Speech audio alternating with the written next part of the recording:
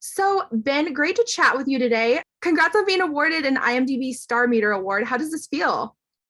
Thank you so much. Yeah, it feels wonderful actually. I've barely ever won or been sort of awarded anything in my life. I think I won a prize for drama when I was about 13, but I'm not even sure it was first prize, to be honest.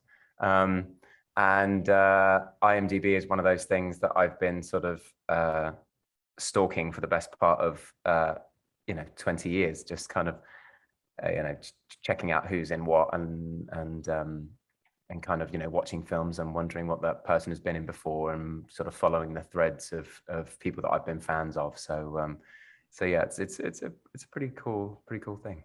I feel like that's like an automatic thing you do when you watch a new show. You look up every single character on IMDb and find out all the backstory of like their other films. So that's so exciting. What was your first reaction when you found out you were being honored with this award?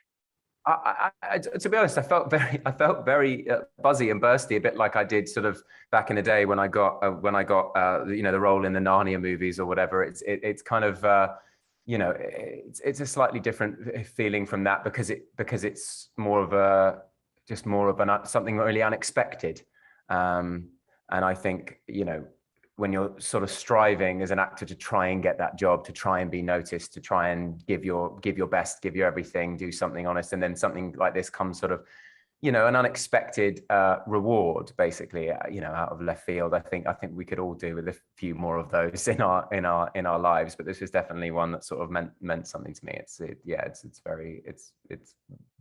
kind of them. And you're receiving the Fan Favorite Award for your role in the super popular series Shadow and Bone. How has it been for you getting such great feedback for your playing the Darkling? It's interesting because I've been doing sort of fantasy roles for most of my career, and I've gone through playing, the heroes in things, the sort of young boy with the sword trying to defeat the monster and win the girl's heart, and all the way through to playing slightly, malevolent, troubled, psychotic, villainous types, and I feel like Shadow and Bone kind of draws on quite a lot of the things that I've done throughout my career so far and manages to sort of stitch a lot of them together. So I felt like when I was cast in it, I felt on stable ground. I felt like I knew what I wanted to do with the character. I knew how I wanted to humanize him, and I knew how I wanted to make him vulnerable. I knew how I wanted to make him strong, and I knew how I wanted to make him kind of curious and different from other characters that I'd played or I'd seen.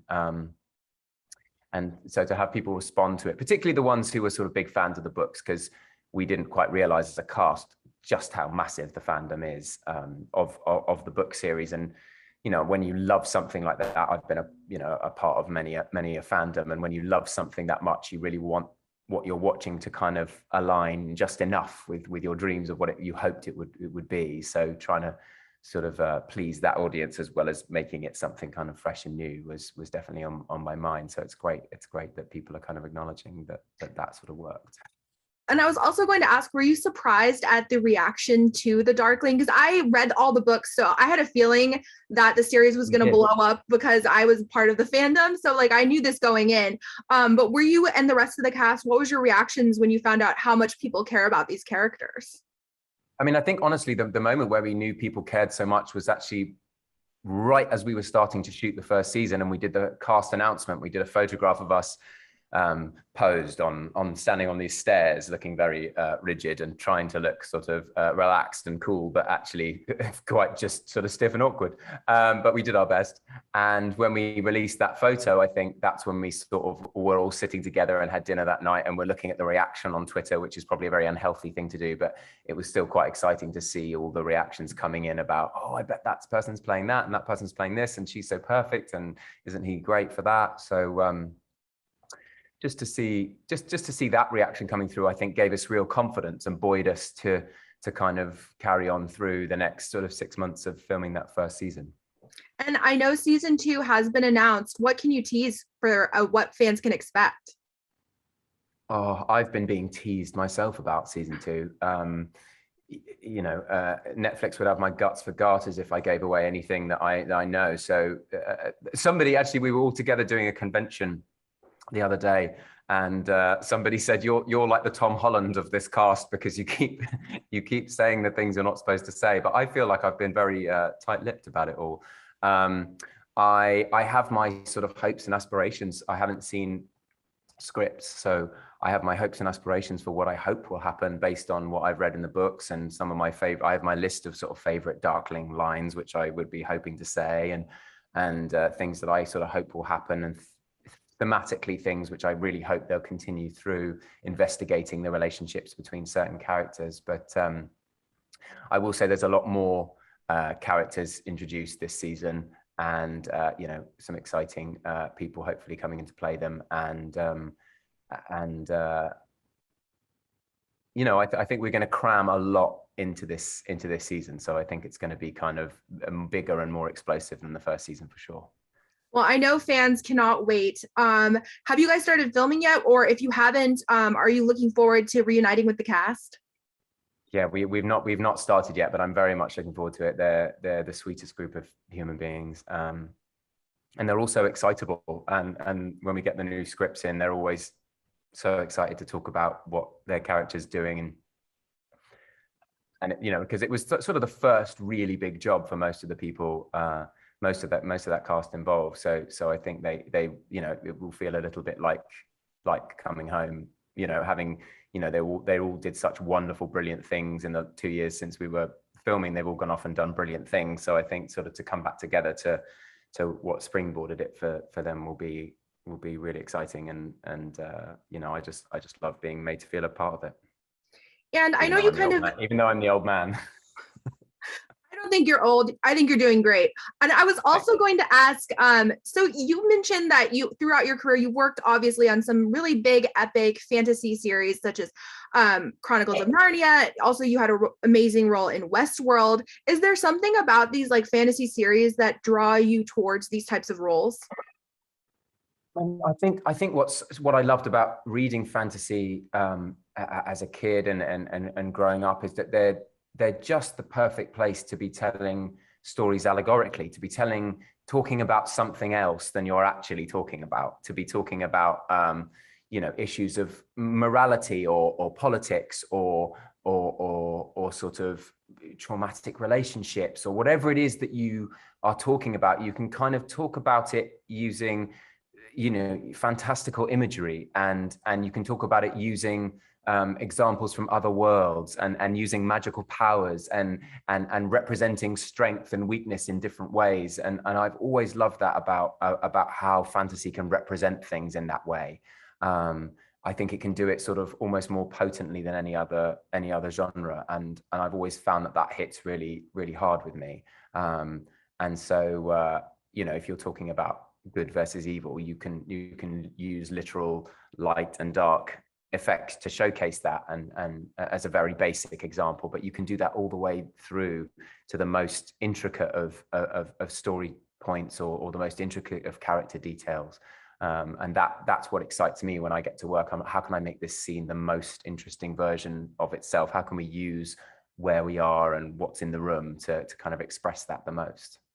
That's so well said. I feel like I totally agree. I've always said that I feel like with fantasy things, it always feels like at the core of it, it's the story between the characters that draws viewers in and makes it relatable, even if it's set in some world that's like obviously not anything like ours. So I totally agree with that. I just think what makes any story work is what is it about at its essence. And if it's not about human beings connecting to each other and relating to each other and striving for something hopeful, that's what all great stories are truly about at their core. They're always about you know, the quest for love, the quest for peace, the quest for vengeance, whatever it is, but something very, very human. Definitely. And knowing that you've been on IMDb Pro's top STARmeter charts, what does it feel like knowing that fans have been so invested in your career over the past 20 years? You know what, that is the most heartwarming thing about this whole thing. That was why I was so excited, coming back to your very first question. That was why I was excited that they were kind of honoring me with that, because I remember when Prince Caspian came out, I went very near, not quite to the top of the IMDb list, but almost, I think at number 3 or something. And I thought to myself, oh, one day I'll get to the top of that thing somehow. And then it didn't, and I did do it, but it was, you know, 15 years later almost. but to feel like people are curious enough about me, interested enough in the things that I've been doing. And obviously every career in this business is, you know, I try to tell these younger actors I'm working with, it's not like riding an escalator, it's like surfing, it's waves, and sometimes you'll crest one and sometimes you'll be in a dip. And I've certainly had the dips, and then you do something which strikes a chord with someone that sort of captures the zeitgeist of something, people are interested in what you're doing again. And so to have that, you know, to kind of ride that over the past 15 years, and just to be really honest with yourself about where you sit, and then to feel like you're being rewarded by people being interested. Because in the end, reviews are one thing, or box office is one thing, but people being interested in what you're doing with your life, it is surely the absolute pinnacle of a reward for when you're making something artistic, whether it's music or painting or cooking or acting.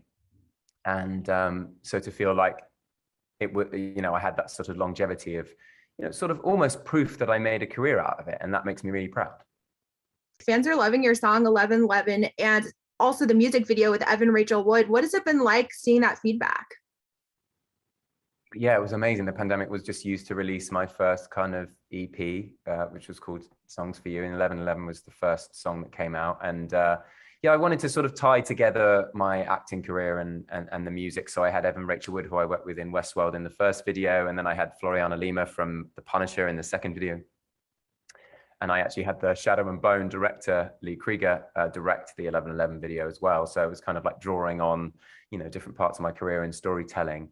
But I've always done singing, and it's always been part of some of the movies that I've been involved with and everything. But just to do something, I just really felt it was time to do something really purely authentically from me and about me, and sort of share a bit more of myself in that way. And music felt like the way that I would choose to do that.